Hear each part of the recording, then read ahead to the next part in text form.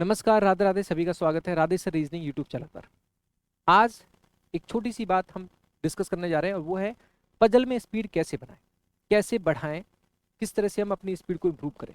और जैसा कि ये एक राइट टाइम है, बिकॉज अभी आप अगर थोड़ा सा ध्यान देते हैं तो आप एग्जाम तक अपनी चीज़ों को बहुत बेहतर कर सकते हैं। और कहीं ना कहीं जिनका सिलेक्शन हुआ है या जो सेलेक्ट हुए हैं किसी भी एग्जाम में, उन्होंने फोकस किया था, उन्होंने उन बातों को ध्यान में लिया था, तभी वो अपने आप को डिफ्रेंशिएट कर पाए। तो वो सारी चीज़ें आपको भी करनी है। अब क्या होता है, पजल प्रीलिम्स की करें या मेंस की करें, तो प्रीलिम्स की थोड़ी आसान होती है, मेंस की थोड़ी टफ होती है। लेकिन हमें पजल का एक ऐसा पार्ट है जो हमें करना ही होता है एग्जाम में।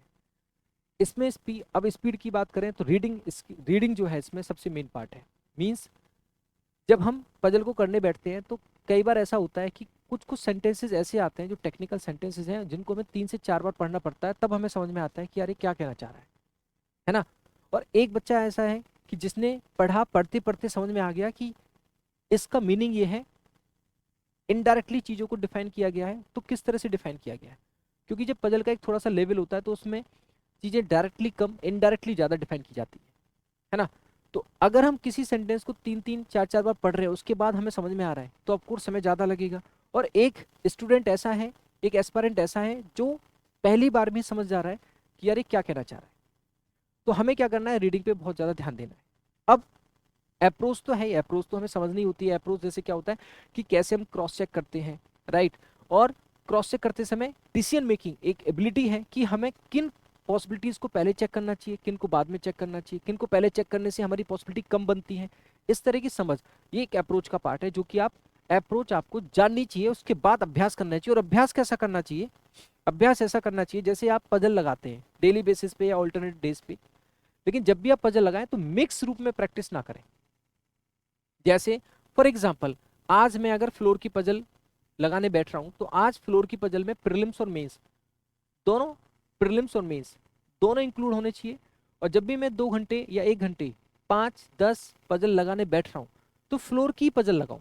उससे होगा क्या कि जैसे आपने फ्लोर की एक पजल लगाई, सेकंड पजल में कुछ ना कुछ सेंटेंस क्या होंगे, उसी तरह से रिपीट होंगे। थर्ड बार आप लगाओगे तो कुछ सेंटेंस उसी तरह से रिपीट होंगे। फोर्थ टाइम आप लगाओगे तो कहीं ना कहीं सेंटेंस पे जो अंडरस्टैंडिंग है सेंटेंसेस की, वो आपकी बढ़ेगी, इंप्रूव होगी। और आपकी जो हिंट्स बनाने की कला है, जो हिंट्स आप बनाते हैं, उसमें भी आपका इंप्रूवमेंट आएगा और इस तरह से आपकी स्पीड बढ़ती चली जाएगी। तो आपको क्या करना है, जैसे बॉक्स की पजल आप पजल प्रैक्टिस करनी है तो आप, जैसे आपने बॉक्स का टाइप है, बॉक्स बेस्ड पजल है, तो बॉक्स बेस्ड पजल ही आप लगाने बैठे, सेम डे में सेम टाइप की ही पजल की प्रैक्टिस करें। ये बहुत जरूरी है। और आप इसको थोड़ा करके देखिए, 10 दिन 15 दिन 20 दिन आप फॉलो करके देखिए, 100% आपको इंप्रूवमेंट नजर आएगा, 100% आपकी स्पीड बढ़ेगी। और आप इसी वीडियो पे कमेंट जरूर करना जब आपकी स्पीड बढ़े। एक बात, 15 दिन आप ऐसा फॉलो करके देखिए। और हाँ, ये भी आप कर सकते हैं, जैसे आज आपने फ्लोर की पजल लगाई, सारा कवर नहीं हो पाए, कल भी आप फ्लोर की पजल लगाओ, परसों भी आप फ्लोर की पजल लगाओ। जब तक उसमें आप थोड़ा सा अपने आप से सेटिस्फाई ना हो जाए, समहाउ को सेटिस्फेक्शन ना मिल जाए, तब तक आप 2 3 दिन लगातार सेम टाइप की पजल को लेके चलो। फिर सेकंड टाइप उठाओ, बॉक्स बॉक्स को 2 3 दिन लेके चलो, फिर डेज की पजल, उसको 2 3 दिन लेके चलो।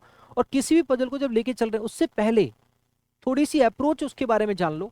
जैसे कि सपोज मैं किसी क्लास में पढ़ाता हूँ, जब किसी बच्चों को मैं पढ़ाता हूँ तो मैं क्या करता हूँ, थोड़ा सा इंट्रोडक्शन के बाद सेम टाइप की पजल, एक दिन में सेम टाइप की पजल कराता हूँ, मिक्स पजल नहीं। जैसे मैंने फ्लोर है तो फ्लोर के बारे में थोड़ा समझाया, फिर उसकी पजल को कराया। फ्लोर फ्लैट है, उसको समझाया, फिर उसके बारे में पजल को पढ़ा। तो धीरे धीरे हमारा इंप्रूवमेंट होता चला जाता है। ऐसे ही आपको अभ्यास करना है।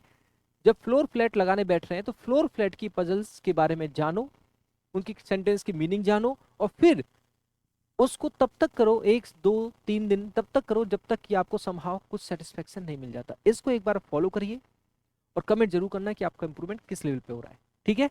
तो ऐसी छोटी छोटी बातें और जानने के लिए आप इस चैनल को सब्सक्राइब जरूर करें, Radhe sir reasoning. Thank you so much, God bless you, Radhe Radhe.